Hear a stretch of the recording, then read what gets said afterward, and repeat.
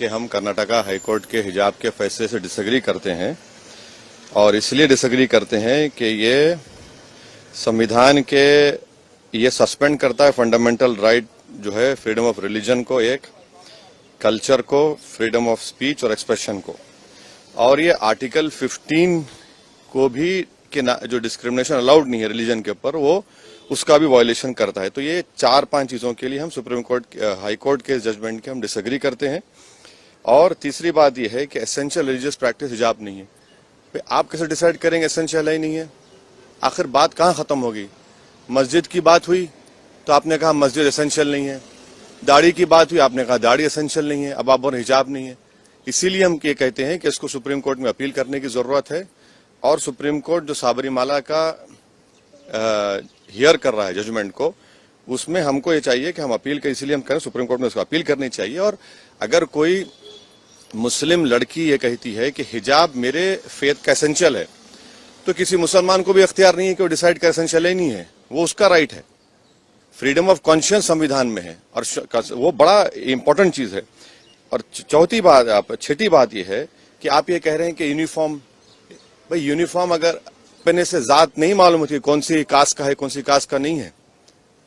और यही मोदी सरकार ने, आयरिश सरकार ने जब हिजाब और टर्बन को अलाउ किया अपनी पुलिस में तो उसमें वेलकम किया। आज आप क्यों उसको खिलाफ कर रहे हैं?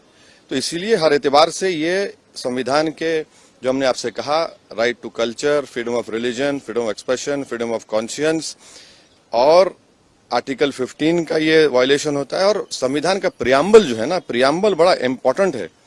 प्रियम्बल क्या कहता है कि liberty of thought, expression, belief, faith and worship. तो ये सब चीजें, इसलिए उम्मीद करते हैं कि सुप्रीम कोर्ट में इसको अपील किया जाए। हमारे एमआईएम पार्टी के नेता हैं जो कर्नाटका के, उन्होंने भी पिटिशनर हैं, हमारी उनसे बात होगी, हम उनसे भी कहेंगे सुप्रीम कोर्ट में अपील करें। और इसका एक और जो नेगेटिव इम्पैक्ट होगा, आप देखेंगे कि मुस्लिम महिलाओं पर टारगेटिंग होगी उनकी जगह जगह पर। अरे भाई अगर कोई स्कूल को जाकर पहन रहा है, क्या उसमें बुराई है? इंग्लैंड में क्रिश्चियन स्कूल्स में, इंग्लैंड में उनके स्कूल में अलाउड है कि आप वही ड्रेस यूनिफॉर्म पहने और वही ड्रेस का कलर का हिजाब भी पहने। तो ये चीज है। आपको नहीं ऐसा लगता है कि स्कूल के बने हुए नियम उन बच्चों के भविष्य के लिए अच्छा होता है? बने हुए नियम किस लिए होंगे? आप सिर्फ मुझे ही कह रहे हैं हिजाब मत पहनो? कौन से नियम? और अगर आप बोल रहे हैं कि यूनिफॉर्म पहनने से हम यही तो कह रहे हैं, आप पहले तो आप आर्टिकल 15 का वायलेशन हो रहा है, जो डिस्क्रिमिनेशन नहीं कर सकती आप रिलीजन के नाम पर। और यूनिफॉर्म में पहनूंगा तो क्या जात नहीं मालूम होगी, कास्ट नहीं मालूम होगी, गरीब अमीर का बेटा या बेटी है नहीं मालूम होगा? और अगर यूनिफॉर्म है तो यूनिफॉर्म के लिहाज से हिजाब पहनेंगे तो दूसरों का एसेंशियल प्रैक्टिस अलाउ करेंगे, मेरा एसेंशियल प्रैक्टिस अलाउ नहीं करेंगे। आप क्यों नहीं अलाउ करेंगे? मेरे लिए एसेंशियल है वो। और आप ये कह रहे हैं कि या तो तुम पढ़ो या तुम हिजाब छोड़ो। अरे भैया कैसे होगा? संविधान में मुझे इजाजत है कि मैं फ्रीडम ऑफ कॉन्शियंस के तहत अपना हिजाब भी पहनूं और शिक्षा भी हासिल करूं, इससे देश मजबूत होगा। लेकिन सरकार में मंत्री ये आरोप लगा रहे हैं कि मुस्लिम समुदाय के लोग अपने बच्चे और बेटियों को पढ़ाना नहीं चाहते हैं। बकवास है, झूठ बोल रहे हैं। भारत में 3 स्टेट्स हैं, तेलंगाना, कर्नाटका और एक स्टेट है, जहां पर मुस्लिम बच्चियां हिंदू बेटियों के बराबर स्कूल में पढ़ रही हैं। क्या बकवास बात कर रहे हैं? उससे क्या हासिल होगा? मॉडर्निटी की निशानी यह है कि हिजाब ना पहने।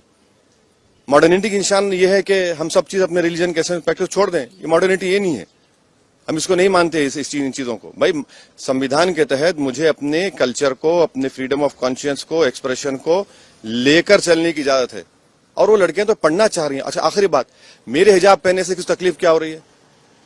भाई मैं क्या रोड पे धरना दे रहा हूं, ट्रैफिक रोक रहा हूं? भाई हिजाब, सर पे हिजाब पहन रही हमारी बेटी, उससे आपको हार्म क्या हो रहा है?